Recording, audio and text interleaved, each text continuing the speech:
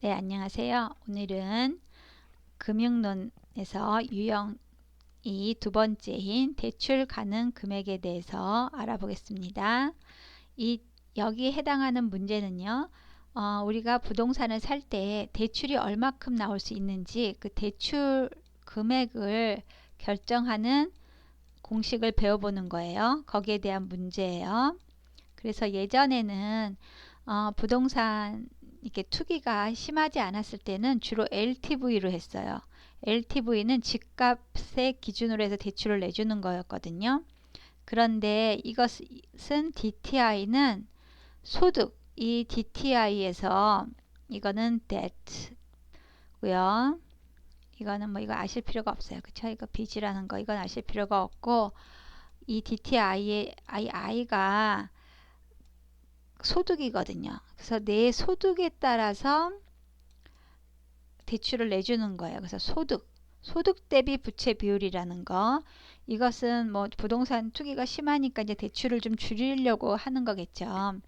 그래서 이 DTI는 기준이 뭐냐면요. 내 연소득 대비 1년의 소득 대비 대출 금액을 정하는 거예요. 대출 금액을 어떻게 정하냐면 원리금 상환액인데요. 여기 기타 다른 부채가 있으면 이제 그것도 더한 금액으로 이 대출금을 정하는데요. 이 원리금 상환액은 저당 상수를 곱하는 거예요. 그러면 내가 얼마를 받을지 모르겠죠. 이 대출 금액을요. 그쵸? 이거 해봐야 하는 거잖아요. 이 DTI는 정해져 있어요. 은행마다. 그러면 이 DTI는 정해져 있지만 사람의 소득이 다르기 때문에 내가 얼마 받을지 모르는 거거든요. 그래서 이 대출 금액을 X로 놓고 계산을 하면 돼요. 이게 무슨 말이냐면 이 DTI 구하는 공식은요. 이 부채 감당률이 DTI거든요. 이거는 연소득 대비 연소득분의 이거 대출 가능 금액을 모르니까 X로 놔요. X 곱하기 저당 상수예요. 이 저당 상수는 우리가 모르는 거라 그랬어요. 은행에서 알 수 있어요. 이거 두 개를 곱해주면 그게 DTI 부채 감당률이 되는 거예요. 그래서 DTI를 이제 소수점으로 바꿔서 대입해요. 몇 프로라 그러면 이제 소수점으로 바꾸는 거 이거는 아시는 거고요. 대출 금액은 X로 놓고 계산을 해요. 이렇게. 그리고 최대 담보 대출 금액을 구할 때는요. 이거 지금은 이제 문제에 안 들어가서 모르시겠지만 이제 최대로 그러면 얼마를 받을 수 있냐 이렇게 할 때는 그 금액에서 기존 거를 빼줘야 돼요. 이건 당연한 거겠죠. 그 사람의 기존의 대출이 있는데 예를 들어서 이 사람이 최대 3억까지 받을 수 있는 사람이에요. 대출을요. 그런데 이 사람이 이미 1억을 받았어요. 대출을. 다른 데서 1억을 받았으면 이 사람이 이거 더하기 4억을 받을 수 있는 게 아니고요. 이 3억에서 1억을 빼줘야 돼요. 그래서 이 사람은 추가로 2억 밖에는 대출을 더 받을 수가 없는 거거든요. 그래서 요것을 나중에 계산할 때 좀 조심해 주시면 되고요. 그럼 바로 문제로 들어가서 이게 무슨 소리인지 한번 알아보도록 해요. 이거 모른다고 해서 자신 없어지고 이 문제는 난 포기 이렇게 하시면 안 되고요. 좀 늘 그렇지만 문제에 들어가서 숫자를 대입해 보면 그렇게 어렵지 않아요.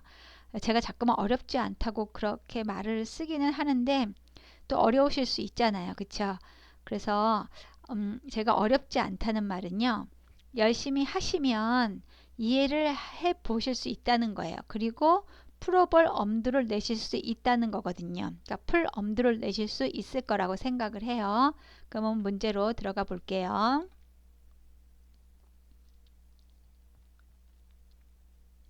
이 문제는요. 이것도 거의 매년 나오다시피 하는 아주 중요한 문제거든요. 그래서 여기서는 이거 한 문제만 풀어봐도 다 비슷비슷한 거기 때문에 이거 대표적으로 이거 28회에 나왔던 거 한번 문제 풀어볼게요. 여기에서 보면요. 이 사람이 이미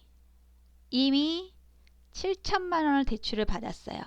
그러면 조건을 다 쓰라 그랬어요. 그쵸? 문제 풀 때는요. 그러면 뭔가 7천만 원은 나중에 써먹을 때가 있을 거예요. 그쵸? 7천만 원. 내가 받을 수 있는 금액에서 7천만 원을 빼주면 되는 거예요. 이미 받았기 때문에. 이 사람이 추가로, 그쵸? 추가로 받을 수 있는 최대 담보대출 금액은 얼마냐고 물어봤어요. 그러면 이 최대 담보대출 금액은요, 일단 담보대출 금액을 그냥 구하면 되는 거예요.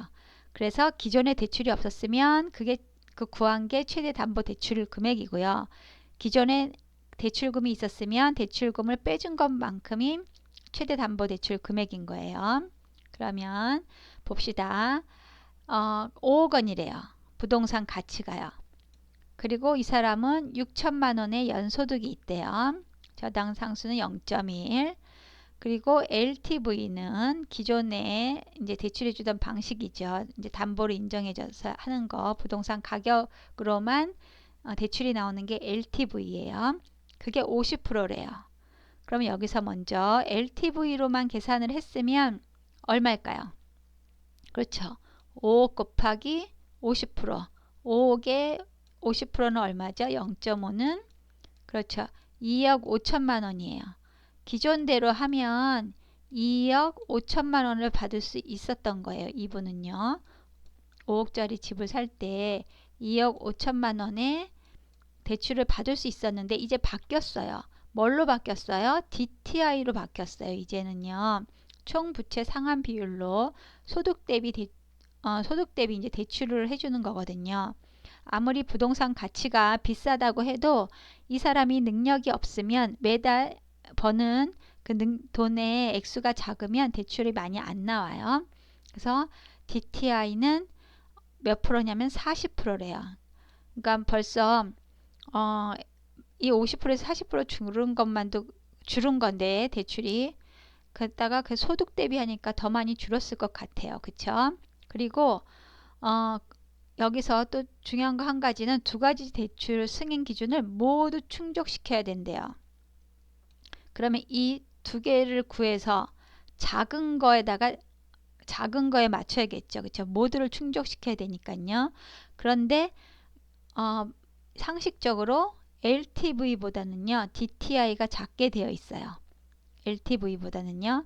하지만 뭐 더 높을 수도 있을지는 소득이 워낙 많은 사람일 경우에는 잘 모르겠어요. 그쵸? 더 많을 수 있을지도 모르겠는데 대부분은요.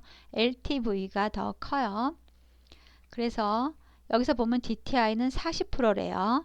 그러면 DTI를 한번 구해보죠. DTI는 구하는 공식이 어떻다고 했죠? 그렇죠.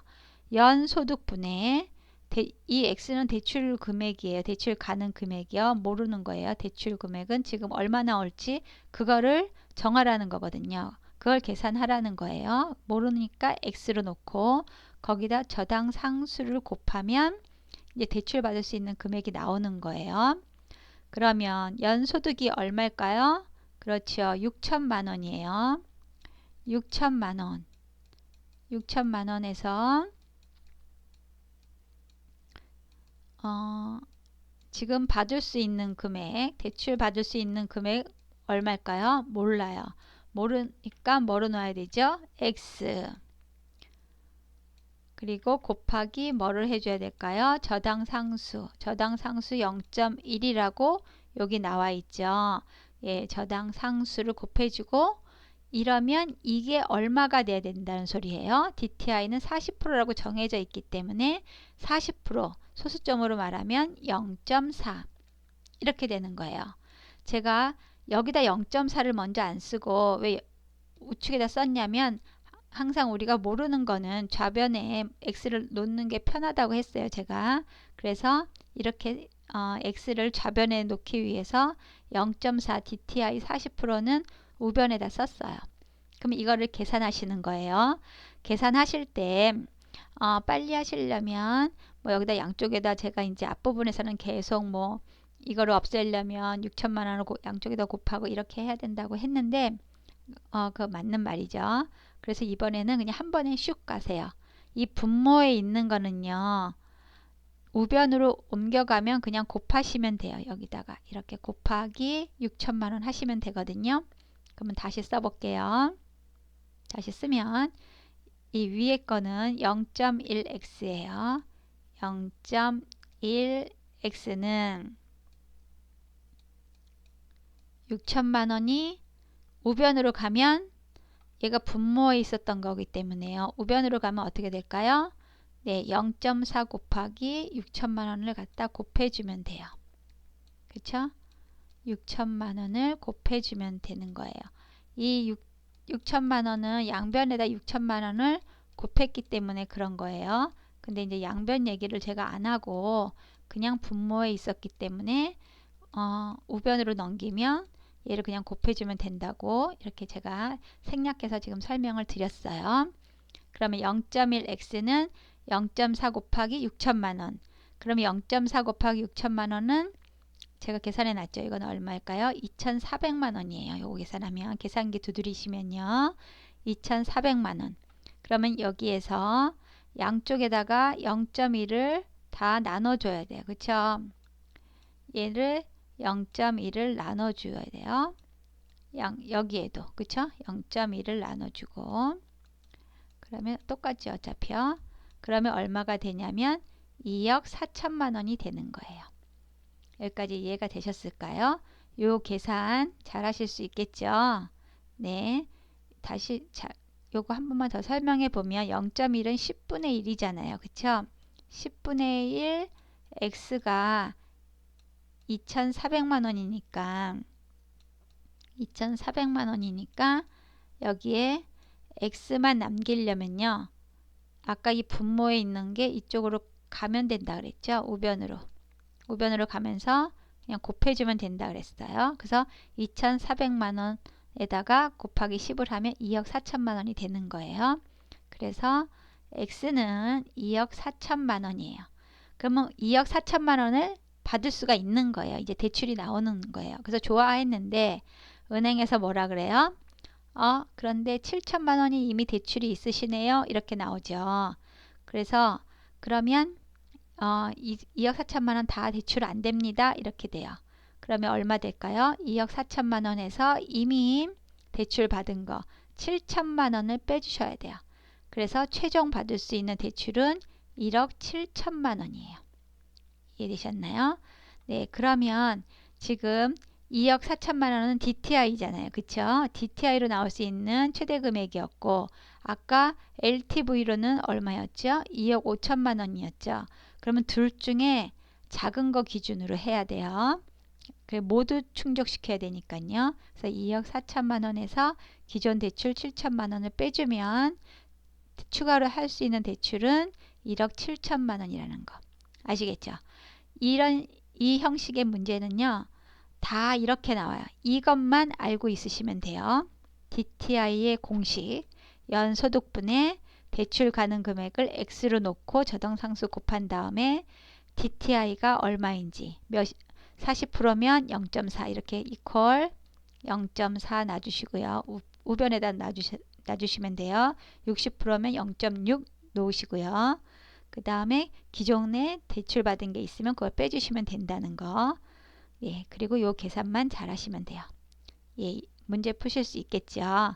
네, 그럼 오늘은 여기까지 하고요. 다음 시간에는 개발론에 대해서 또 문제를 풀어보겠습니다. 감사합니다.